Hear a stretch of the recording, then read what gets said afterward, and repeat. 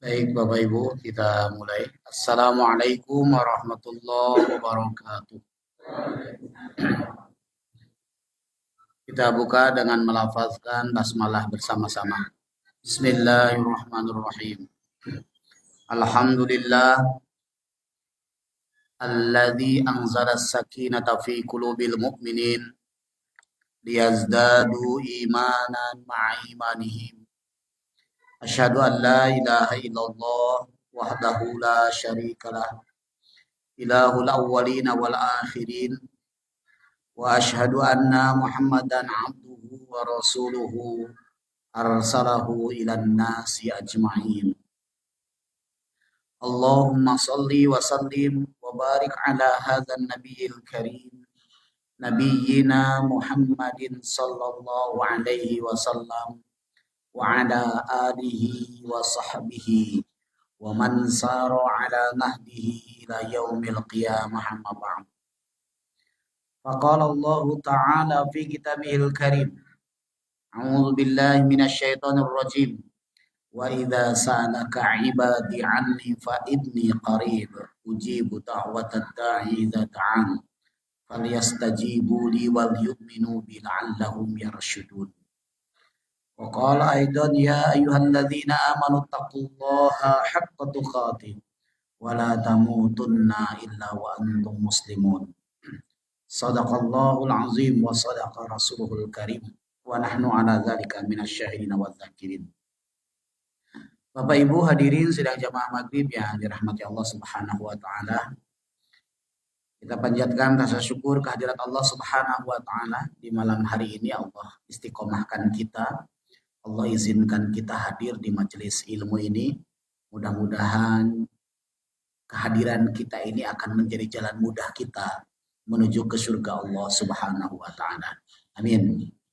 Salawat beriring salam mudah-mudahan senantiasa terlimpah curah kepada junjungan kita Nabiullah Muhammad sallallahu alaihi wasallam, kepada keluarganya, kepada para sahabatnya serta kepada para pengikutnya termasuk kita di dalamnya insyaallah, yang senantiasa menghidupkan sunnah-sunnahnya hingga akhir zaman. Hadirin, malam ini kita akan membahas hadis yang ke-42, hadis yang terakhir dari kumpulan hadis yang ada dalam kitab Hadis Arba'in An-Nawawiyah. Hadisnya agak lumayan panjang, saya akan bacakan terlebih dahulu. An Anasin radhiyallahu anhu qala Sami'tu Rasulullah sallallahu alaihi wasallam yaqul qala Allah ta'ala ya ibna Adam innaka ma da'awtani wa rajautani ghafartu laka ala ma kana minka wala ubali ya ibna Adam law balagat dhunubuka anana as-samaa thumma astaghfartani ghafartu laka Yabna Adam, innaka law ataitani biqurabil ardi khataya, summa laqitani la tusyrik bi syai'an, la ataituka biqurabiha maghfiratan. Rawahu Tirmidzi wa qala hadisun hasanun sahih. Bapak Ibu hadirin yang dirahmati Allah Subhanahu wa taala, Rasulullah bersabda bahwa Allah Subhanahu wa taala telah berfirman. Ya, berarti kalau ada kalimat begini, hadis ini adalah hadis qudsi. Ya, hadis ini adalah hadis qudsi. Ada kalimat qala Allahu taala.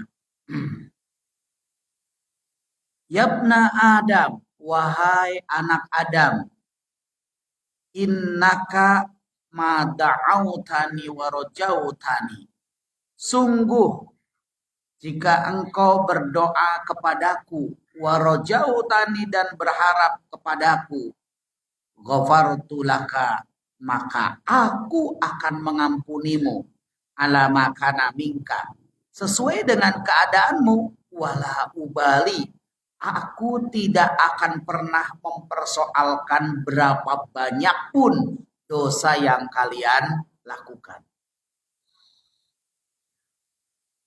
Artinya sebesar-besarnya kesalahan kita, sebesar-besarnya dosa kita, kalau kita berdoa kepada Allah, ya, kita telah memberikan pengakuan kepada Allah sebagai Tuhan kita.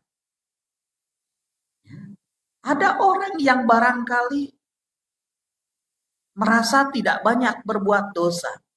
Dan ketika dia tidak berdoa, tidak pernah berdoa kepada Allah, itu menunjukkan keangkuhannya bahwa dia merasa tidak butuh dengan Allah. Padahal dalam setiap gerak yang kita lakukan, di dalamnya pasti ada peran Allah Subhanahu wa Ta'ala. Disitulah pentingnya doa.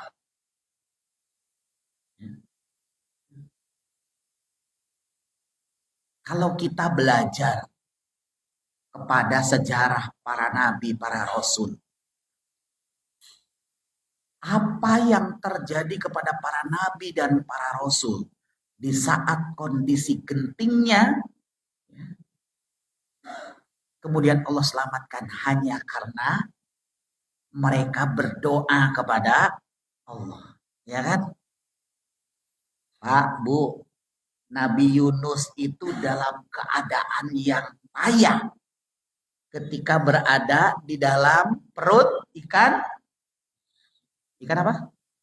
Ikan nun, ya, oh, ikan teri, ya nggak mungkin ya. Ikan nun berada dalam perut ikan nun, tidak ada oksigen, tidak ada oksigen.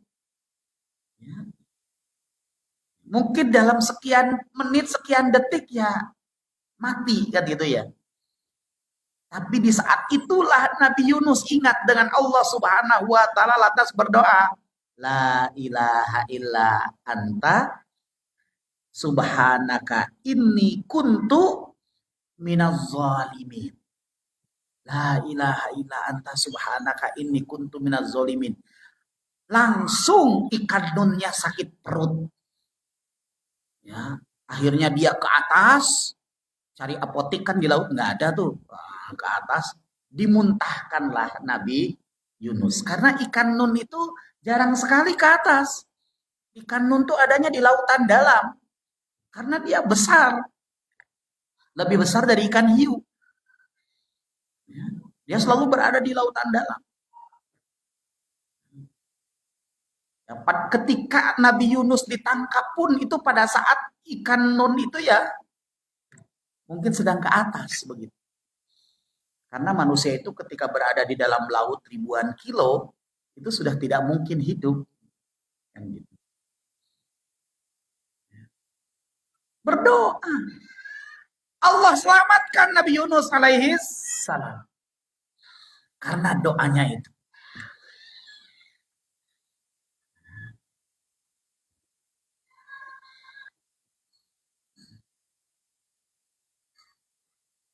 Kemudian Bapak Ibu hadirin yang dirahmati Allah, yang sudah dapat air minum silahkan diminum ya. Biar nikmat tenggorokannya. Masya Allah.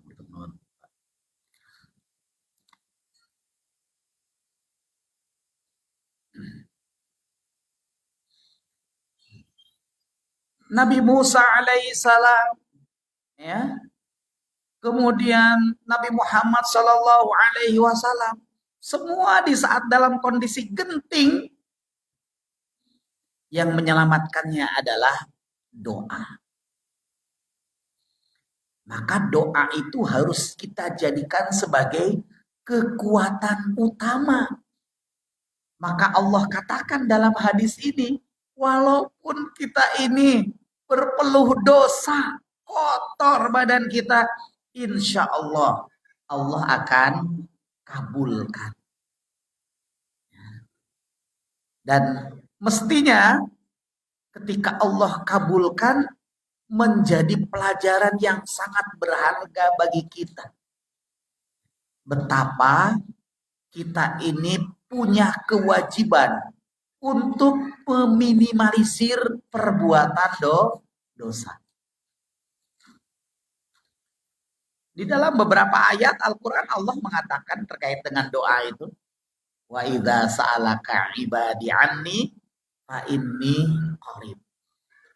Dan jika hambaku bertanya kepadamu tentangku, katakanlah bahwa aku itu dekat. Nah, ini yang paling penting. Uji budak watadai. Aku akan mengabulkan doanya orang yang berdoa. Kalau kagak pernah berdoa mah ya apa yang akan Allah kabulkan kan gitu. Ya. Ya, kalau kagak pernah doa mah Allah akan memberikan sesuai takdir yang telah Allah tetapkan. Tapi kalau kita berdoa, ya, bisa jadi Allah akan memberikan lebih kepada kita. Bahkan sebagian ulama mengatakan doa itulah yang bisa mengubah takdir. Ya kok bisa berubah? Ya bagi Allah bukan sesuatu yang sulit. Karena kita diberi hak oleh Allah Subhanahu wa taala untuk memilih dekat dengan Allah atau jauh kan gitu. Kalau dekat dengan Allah yang tadinya takdirnya cuma 1 juta, Allah tambahi jadi 2 juta. Boleh enggak? Ya boleh saja, bagi Allah tidak masalah. Maka sebagian ulama mengatakan doa itu yang akan mengubah diri kita di hadapan Allah. Ketika kita semakin taat kepada Allah, Allah memberikan penghargaan yang lebih. Itu hadirin yang dirahmati Allah. Maka banyak-banyaklah berdoa. Khususnya di waktu-waktu yang mustajab. Tapi kita ini berdoa memang harus melakukan evaluasi. Kenapa sih doa kita tidak dikabulkan misalkan? Sesungguhnya bukan tidak dikabulkan. Bisa jadi kita tidak sadar kalau doa itu sudah dikabulkan, tapi kita tidak sadar kalau doa itu sudah dikabulkan. Yang kedua, mungkin ada sesuatu yang masih salah pada diri kita. Tidak menjaga adab pada saat berdoa, ya, tidak pada waktu-waktu yang mustajab untuk berdoa, tidak dalam keadaan yang doanya diijabahi. Ya. Maka kalau kita membahas tentang doa itu menjadi tema tersendiri. Nah itu hadirin yang dirahmati Allah Subhanahu wa taala. Kandungan pertama dari hadis ini. Yang pertama tentang kewajiban berdoa dan Allah pasti akan mengabulkan doa orang yang berdoa betapapun dia berpeluh dengan dosa. Yang kedua, yabna Adam, wahai anak Adam. Lau balagot zunubuka ananas sama summastaghfartani ghafartu laka. Wahai anak Adam, seandainya dosamu itu seperti awan yang ada di langit, yang menggumpal-gumpal banyak sekali dosanya. Summastaghfartani, kemudian engkau memohon ampunan kepadaku. Ghafartu laka, aku akan ampuni. Ya Allah, Maha Pengampunnya Allah. Maha tahunya Allah dengan kita sebagai makhluk yang tidak akan luput dari dosa. Allah hanya meminta, rajin-rajinlah kita memohon ampunan kepada Allah. Rasulullah, Bapak Ibu, yang maksum, tidak punya dosa karena dijaga oleh Allah Subhanahu wa taala, dalam sehari semalam beristighfar tidak kurang dari 100 kali. Kita berapa kali Bapak Ibu sehari semalam istighfarnya? Paling-paling pada saat zikir sholat. Habis sholat itu, habis 5 waktu, astagfirullah, astagfirullah, astagfirullah. Itu 3 kali 5 jadi 15.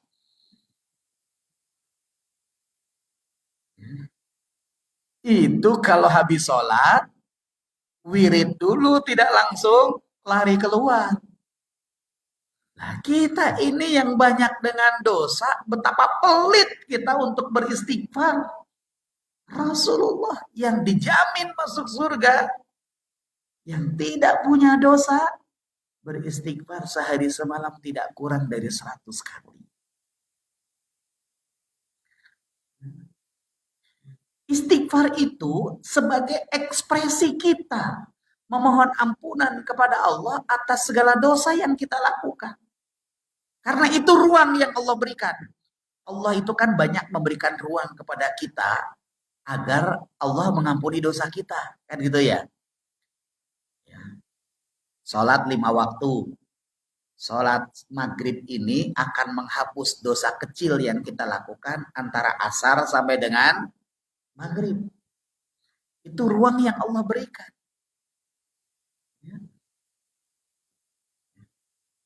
Cuman persoalannya, sesempurna apa sholat maghrib yang kita lakukan?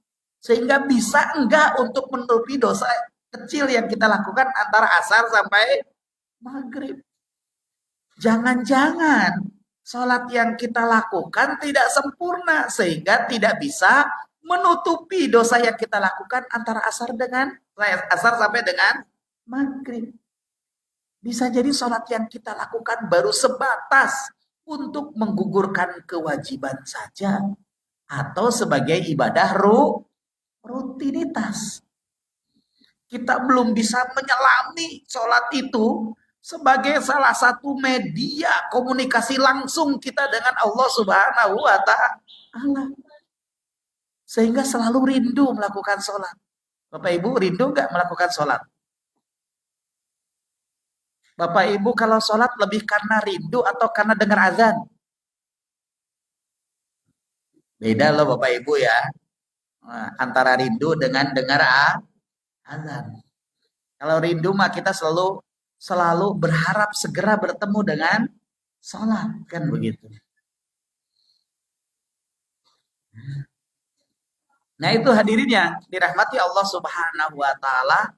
Maka banyak-banyaklah beristighfar. Dulu saya pernah bercerita di masjid ini ya. Tentang kedahsyatan istighfar. Pernah dengar Bapak Ibu? Wah, Bapak Ibu saking banyaknya ceritanya jadi gak ada semua gitu ya. Hilang semuanya.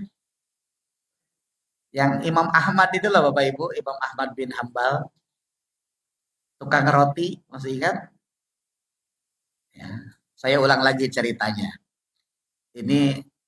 Kisah ini menginspirasi kita tentang kedahsyatan istighfar. Suatu waktu Imam Ahmad bin Hambal itu kan tinggalnya di Madinah. Beberapa malam Imam Ahmad bin Hambal itu selalu bermimpi melakukan safar ke Kufah. Padahal Kufah itu adanya di daerah Irak.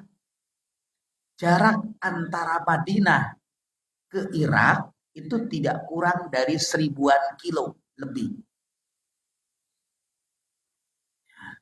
Padahal Imam Ahmad itu tidak punya sanak saudara di Kufah. Tidak punya sanak saudara dan mimpinya itu tidak begitu jelas. Kenapa kok harus ke Kufah gitu. Tapi dorongan untuk datang ke Kufahnya begitu kuat. Karena mimpi bermalam-malam kok rasanya ada dorongan untuk ke Kufah, maka Imam Ahmad mengambil kesimpulan, jangan-jangan di Kufah ada yang membutuhkan dirinya. Kan gitu. Ini kan orang yang soleh kan gitu ya. Akhirnya Imam Ahmad pergi ke Kufah. Ya, zaman itu Bapak Ibu tidak ada pesawat. Ya, pakainya unta. Kenapa pakainya unta nggak kuda yang cepat? Bapak Ibu kendaraan favorit di padang pasir itu unta. Karena unta itu di dalam dirinya itu mampu menampung air yang kalau diminum cukup sekitar 40 hari. Jadi di sini ya. Sementara di padang pasir itu jarang jarang air, sumber air. Maka kendaraan yang favorit adalah kijang, ya, bukan kuda. Kijang, unta. Oh, kijang ya. Kalau kijang mah favorit di sini kijang, ya. Kuda, pakainya unta, ya. Bukan panther juga gitu ya. Nah, sampai di Kufah sudah larut malam, sekitar jam 12-an lebih. Sangat sepi. Dan pada saat itu belum ada penginapan sebagaimana zaman sekarang. Cari penginapan mudah. Kalau ke daerah tertentu, misalkan Bapak Ibu ke daerah Trenggalek, ya, ke daerah Tulungagung yang bukan kotanya, cari penginapan juga ya susah. Biasanya adanya di kota-kota kan gitu ya. Jangan bayangkan kayak Jogja. Coba kalau kita sedang wisata ke daerah Melipar, misalkan Gunung Kidul, ada nggak penginapan di sana? Gitu. Nah, Imam Ahmad begitu. Karena tidak punya sanak saudara, tidak ada penginapan, yang dilihat ada masjid. Akhirnya Imam Ahmad ke masjid itu, bermaksud untuk istirahat beberapa jam di masjid itu. Nah, hadirin, pada saat Imam Ahmad gelar gelar sorbannya mau tidur, dibangunkan oleh marbotnya. Syekh, Syekh, Syekh itu di sana untuk orang tua panggilannya. Syekh, Syekh, Syekh, nyuwun pangapunten, Syekh. Lah wonten napa to, Mas? Anu, Syekh, pun wonten kesepakatan masjid niki boten angsal di apa namanya? Ya, dipakai nginep gitu loh, dipakai tidur. Nggak boleh.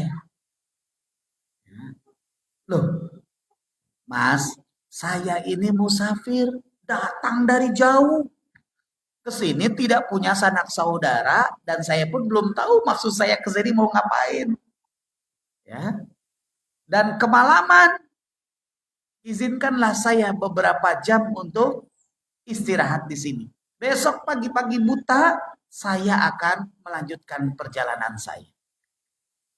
Kata marbot itu, nyuwun pangapunten, pun kesepakatan takmir. Takmir sudah sepakat tidak boleh dipakai tidur. Ya akhirnya Imam Ahmad ngemasi barangnya terus ke teras. Di teras digelar lagi, mau tidur. Dibangunkan lagi. Saya, kan saya sudah bilang nggak boleh tidur di masjid. Saya nggak tidur di masjid. Saya tidur di teras masjid, kata Imam Ahmad. Terus kata Barbot itu, oh doai, ya ini yang masjid. Pokoknya masjid seluruhnya nggak boleh dipakai tidur. Wah, Imam Ahmad ya karena nggak ada pilihan, nggak ada tempat kan, Imam Ahmad tetap mempertahankan diri untuk tetap tidur di situ. Dan Marbot ini nggak ngerti kalau yang dihadapi itu adalah seorang ulama besar. Imam Ahmad tetap bertahan. Tolong izinkan saya tidur di sini. Besok pagi-pagi buta saya akan pergi. Nggak bisa. Akhirnya agak rame, suaranya mungkin meninggi, terdengar oleh tetangga. Tetangga yang rumahnya di sini. Nah, tetangga itu keluar malam-malam kan. Ada apa sih kok ribut-ribut sampai terdengar ke tempat tinggal saya? Nah, si marbotnya bilang, ini loh, saya ini loh. Sudah saya larang tidur di sini, tetap memaksakan diri untuk tidur di sini. Gitu. Imam Ahmad bilang, saya ini orang tua. Datang ke sini kemalaman. Tidak punya sanak saudara. Saya mohon izin untuk tidur beberapa jam di sini. Tapi tidak diizinkan. Terus kata tetangga masjid itu, Syekh, panjenengan tidur di tempat saya saja. Kebetulan ada satu kamar kosong. Akhirnya, alhamdulillah Imam Ahmad terus mengikuti tetangganya itu. Sampai di rumah tetangga masjid itu, Imam Ahmad baru mau tidur, kok dengar kelontang, kelontang, kelontang, kelontong, kelontang, kelontong. Diintipnya. Oh, yang punya rumah itu sedang mempersiapkan alat-alat. Ya, usahanya apa sih? Terus dilihat sampai akhirnya Imam Ahmad tahu kalau yang punya rumah itu punya usaha roti, membuat roti. Jadi pedagang roti. Oleh Imam Ahmad diperhatikan. Uniknya, setiap naro barang selalu mengucapkan astagfirullah. Naro baskom, astagfirullah. Ya. Naro tepung, astagfirullah. Gula, astagfirullah. Tapi ya pelan-pelan enggak.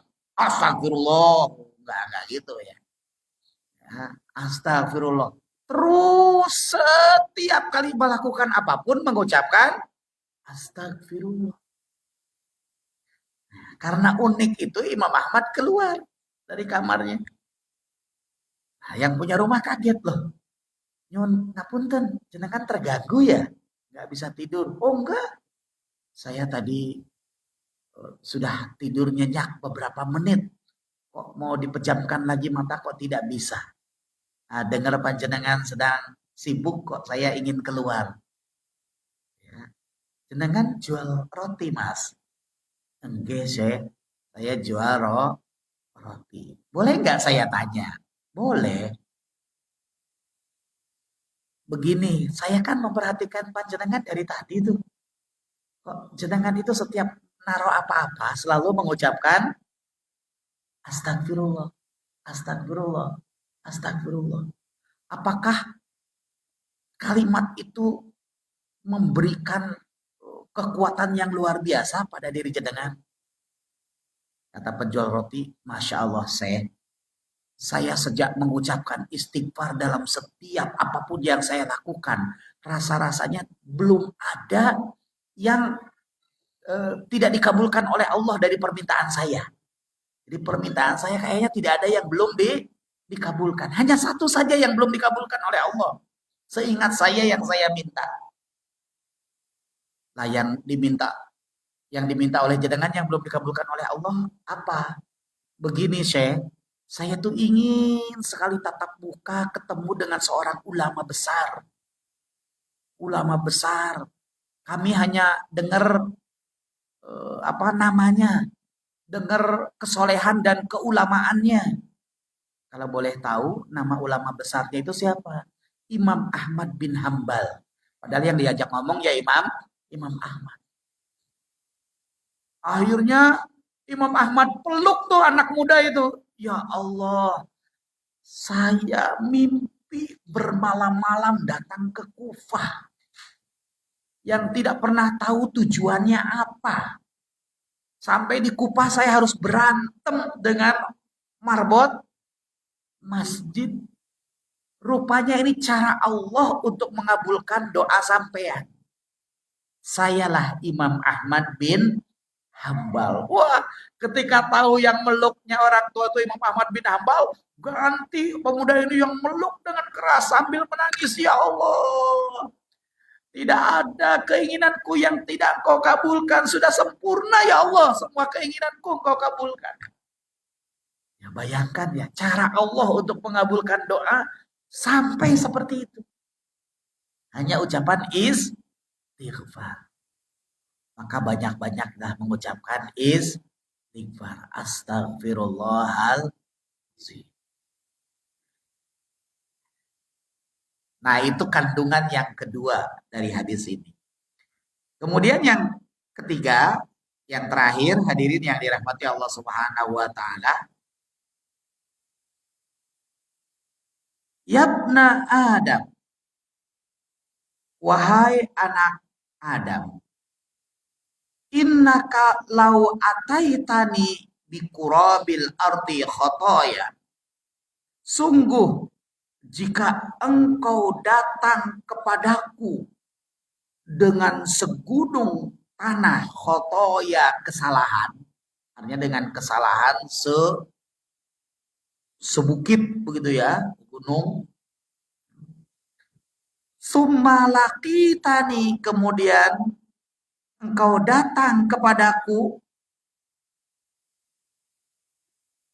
la tusyrik bi syai'an dalam keadaan tidak menyekutukanku dengan sesuatu pun, la ataituka, kata Allah, sungguh aku akan datang kepadamu bikurobiha magfiratan, dengan segunung ampunan. Jadi kalau kita datang dengan segunung segunung kesalahan, segunung dosa kepada Allah, asal kita tidak menyekutukan Allah, pasti Allah akan mendatangi kita dengan segunung ampunan, ya, dengan jumlah yang sama. Ya, ini maha pengampunnya Allah Subhanahu wa ta'ala. Jadi kandungannya adalah larangan berbuat syirik, menyekutukan Allah Subhanahu wa ta'ala. Bapak Ibu hadirin yang dirahmati Allah Subhanahu wa ta'ala, yang pertama harus kita pegangi bahwa tauhid itu adalah prinsip, ya, lahirnya ampunan dari Allah. Jadi sebanyak apapun, sebesar apapun, ya, setinggi apapun, ya, kesombongan dosa yang kita lakukan, kalau kita tidak menyekutukan Allah, insya Allah akan Allah ampuni. Jadi ini prinsipnya prinsip tauhid. Nah, kalau dosanya kecil, tapi kita juga menyekutukan Allah, sudah bisa dipastikan kita tidak akan diampuni. Karena syiriknya itu. Nah, sekarang hadirin, persoalan syirik itu persoalan yang sangat prinsip. Dan kerap kali tidak difahami dengan baik oleh banyak orang Islam. Karena antara kesyirikan dengan keimanan itu hanya dibatasi oleh tabir yang sangat tipis sekali. Ya, sangat tipis sekali. Saya tanya Bapak Ibu. Ini Bapak-bapak kan suka burung ya Pak ya? Nah, ya. Bapak-bapak suka burung. Nah, Bapak-bapak asik memelihara burung. Ya. Sampai dengan tiba azan asar. Tiba azan asar, saking asiknya, ya, dia lupa dengan sholat, tapi asik dengan burungnya. Ya. Sampai dengan ternyata waktu maghrib tiba, padahal belum menunaikan sholat asar. Pertanyaan saya, ini masuk dalam wilayah syirik atau tidak? Masuk dalam wilayah syirik atau tidak? Sebenarnya ini masuk wilayah syirik kecil, syirkul asghar. Ya. Burung ini kan telah melalaikan kita sampai dengan kita berbuat dosa, tidak melakukan sholat. Bahkan kalau burung ini lebih kita cintai ketimbang Allah, ya, sudah menjadi perilaku gara-gara sibuk urusannya dengan burung sampai dengan kita ninggalkan sholat terus sudah menjadi perilaku, itu bukan syirkul asghar lagi, tapi sudah menjadi syirik besar. Kita telah menjadikan burung itu sebagai tandingan bagi Allah. Sederhana kan? Hanya burung loh. Burung Bapak Ibu. Ya apa saja, burung, kucing. Ibu-ibu kan kalau misalkan punya usaha, senang masak sampai dengan lupa segala-galanya. Menjadi kebiasaan, jadi meninggalkan sholat karena masakannya. Itu sudah syirik. Artinya menjadikan masakan itu sebagai tandingan bagi Allah.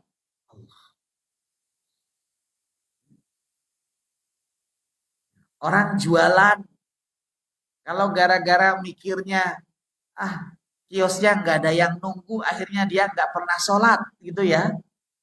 Ya akhirnya jualannya itu menjadi tandingan bagi Allah. Allah. Syirik jadi. Saya sih kalau ngisi para pedagang, saya suka bilang begini, Bu, kalau ibu sholat ya, ke masjid, ibu tinggalkan warungnya beberapa menit. Dengan ibu tidak sholat karena khawatir ada pembeli pada saat jam-jam sholat, ya, apakah ibu yakin ketika tidak sholat itu akan banyak pembeli? Ya kan? Artinya pada saat jam sholat dia tidak sholat ke masjid, misalkan gitu ya. Karena takut ada pembeli. Yakin apa kalau akan ada pembeli? Harusnya berpikirnya kan diubah. Kalau saya sholat dulu, insya Allah Allah akan menggerakkan hati orang, hati para pembeli, sehingga beli ke tempat saya setelah saya melakukan sholat. Kan begitu mestinya cara berpikirnya.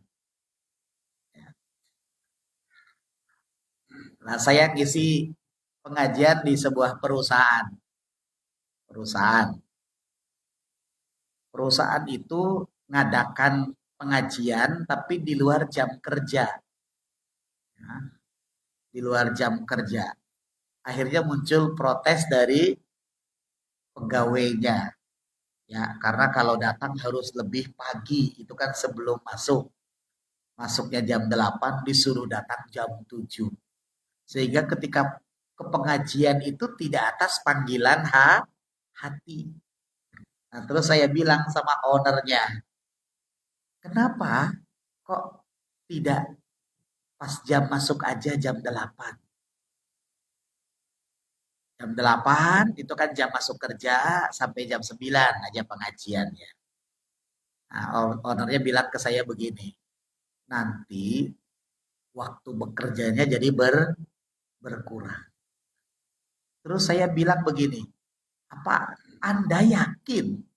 Ya, Anda yakin kalau ya, mereka pengajian dulu itu tidak produktif? Jangan-jangan begini, karena mereka pengajian dulu, waktu yang terkurang 1 jamnya, ternyata di 7 jam yang tersisa mereka lebih produktif ketimbang mereka kerja 8 jam tapi tidak pengajian dulu. Begitu.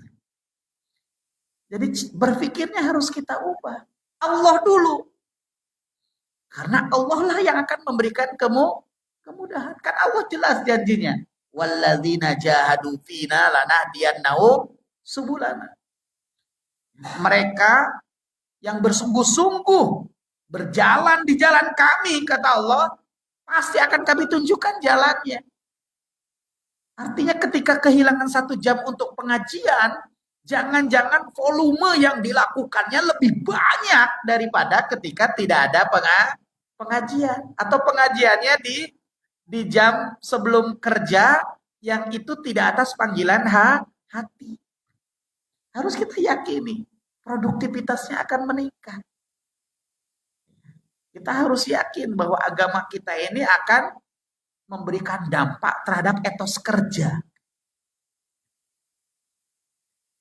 Akhirnya dibuat sekarang jam 8 sampai jam 9. Saya tanya, terkurangi nggak produktivitasnya? Tidak. Tidak terkurangi, bahkan yang meningkat dan begitu.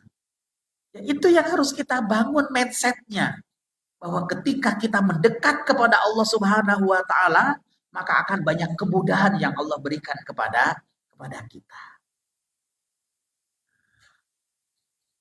Nah, ini hadirin yang dirahmati Allah Subhanahu wa Ta'ala. Maka agar kita tidak mudah melakukan perbuatan syirik, ya, berpotensi menjadikan sesuatu sebagai tandingan bagi Allah Subhanahu wa Ta'ala, di setiap keadaan yang harus kita dahulukan adalah Allah.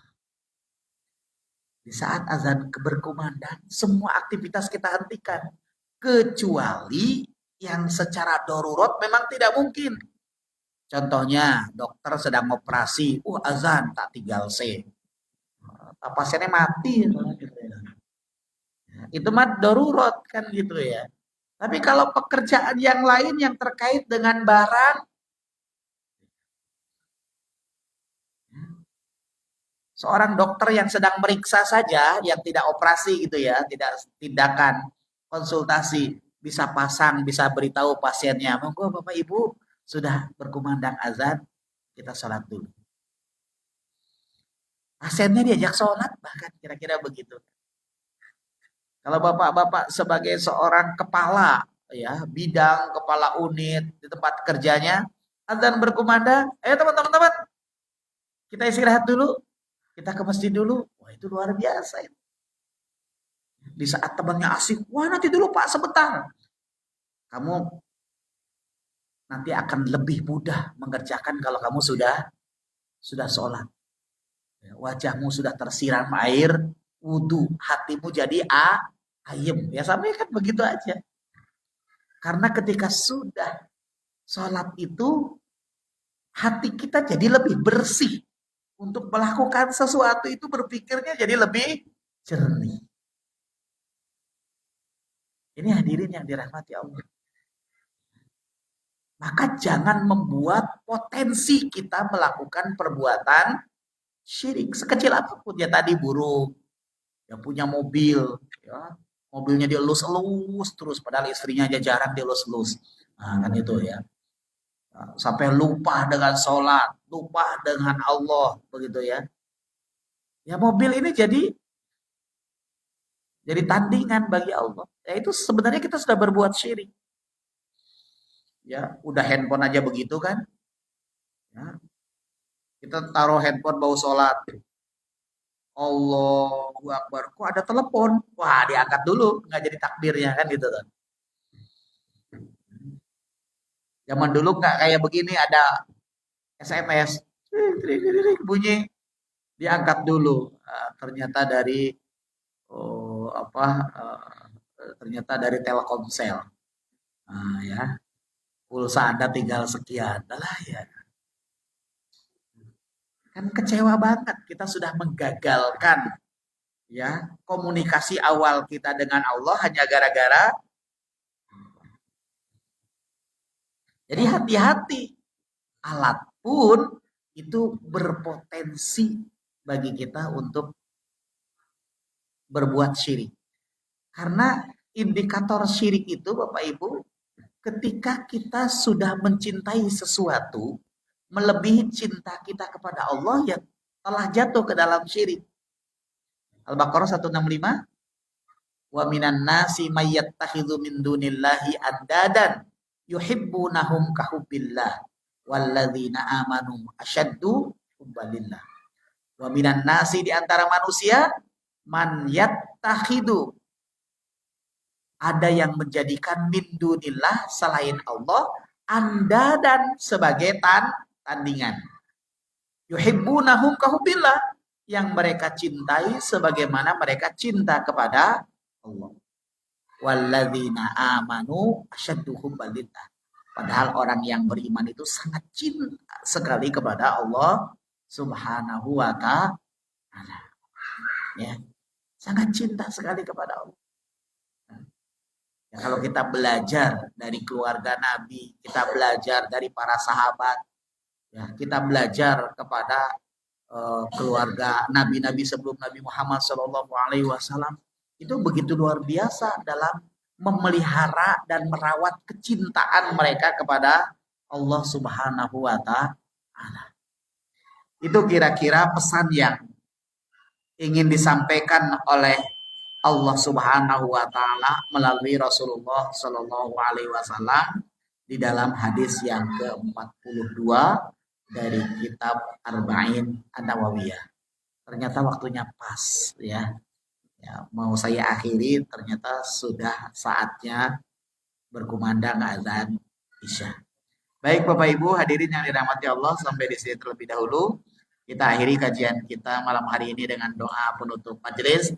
Subhanakallahumma wa bihamdika asyhadu an la ilaha illa anta astaghfiruka wa atubu ilaik.